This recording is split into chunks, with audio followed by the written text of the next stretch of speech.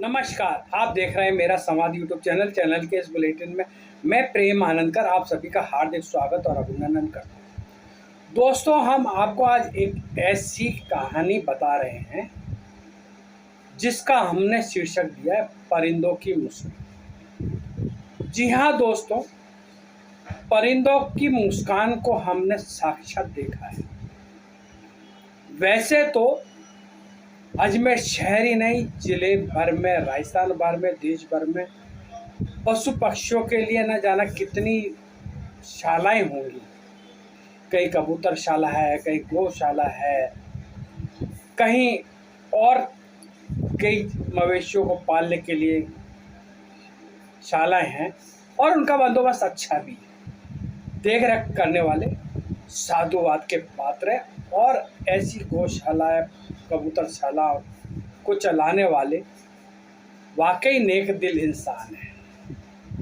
हालांकि हमने अपने पिछले एक बुलेटिन में वैशाली नगर के श्री राम विहार कॉलोनी में चल रही कबूतरशाला का जिक्र किया। अब आप ये देखिए कि हमारे उस बुलेटिन का असर ये हुआ कि ये कबूतरशाला अब दिनों दिन प्रगति करती जा रही है। इस कबूतरशाला में दान देने वालों की संख्या बढ़ती जा रही है।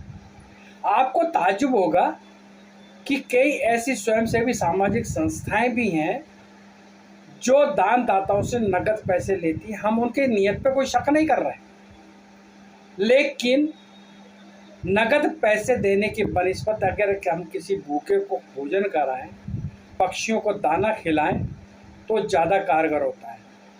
कई संस्थाएं ऐसी हैं जो दानदाताओं से नगद लेके और उनके पैसे का से वो गरीबों को भोजन कराती है, पक्षियों को दाना चारा डालती है। वो अपनी एक व्यवस्था है। लेकिन जब कोई कैश पेमेंट देता है तो फिर शक के बीज शुरू होते हैं।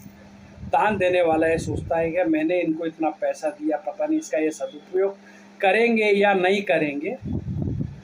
कई तरह की शंकाएं और सवाल मन में उठते हैं।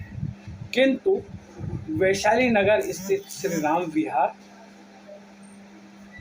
कबूतरशाला में किसी भी दानदाता से नगद पैसे नहीं लिए जाते।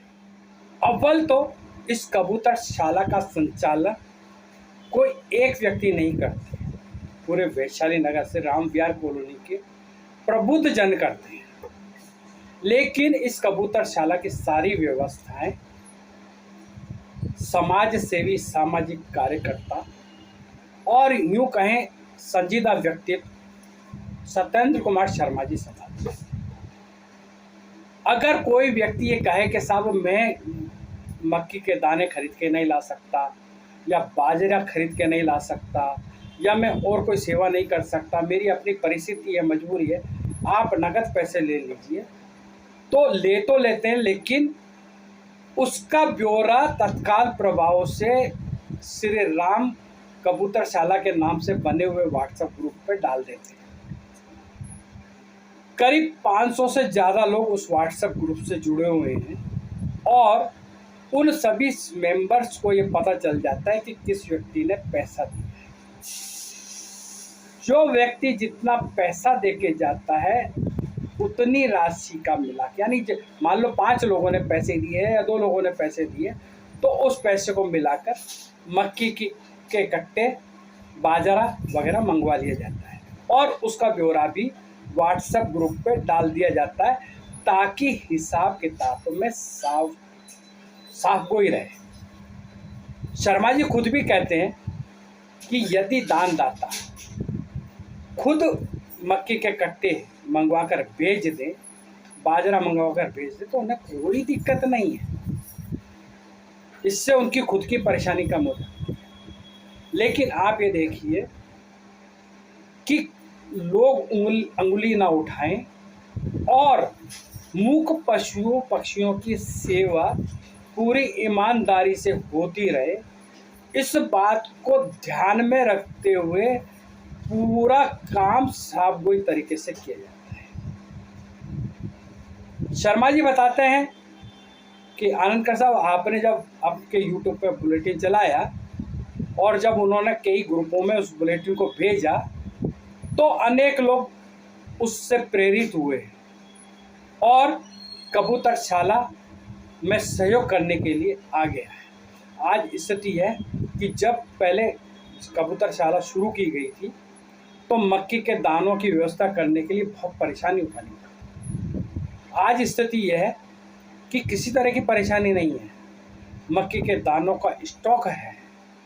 रोज़ अगर वैसे तो 30 से 35 किलो मक्के के दाने डाले जाते हैं, लेकिन वो कहते हैं कि अब अगर 40 किलो भी दाने डाल दी जाए, 45 किलो भी दाने डाल दी जाए तो किसी तरह की कमी आने वाली नहीं। वो इस बात में विश्वास करते हैं कि देने वाले श्रीनाथ जी, लेने वाले श्रीनाथ। इन मूक पक्षियों के लिए लोग सहृदय होकर अपना दान देते हैं। तो चलिए आप और हम चलते हैं उस कबूतरशाला को देखने, और आप देखिए किस तरह से कबूतर उस कबूतरशाला में आते।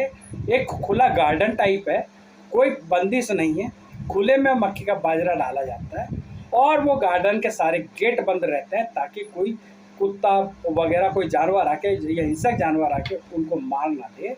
और ये जो मक्की के दाने डालने का सिलसिला है सुबह 5:30-6 बजे से लेकर शाम को 6-7 बजे तक चलता है, जब तक परिंदे अपने घोंसलों पर, अपने ठिकानों पर खा पी कर नहीं पहुँच जाते, तब तक उनके लिए दाने पानी की पूरी व्यवस्था है। तो आइए हम चलते हैं श्री राम विहार कॉलोनी और वहाँ देखते हैं श्री राम विहार कबूतरशाला।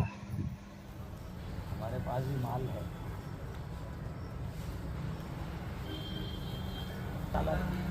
आधा दिन में समाप्त हो जाती है। पानी कैसे देंगे भाई साहब? गोदाम और बनाना पड़ेगा, सीमेंट भेजेंगे क्या?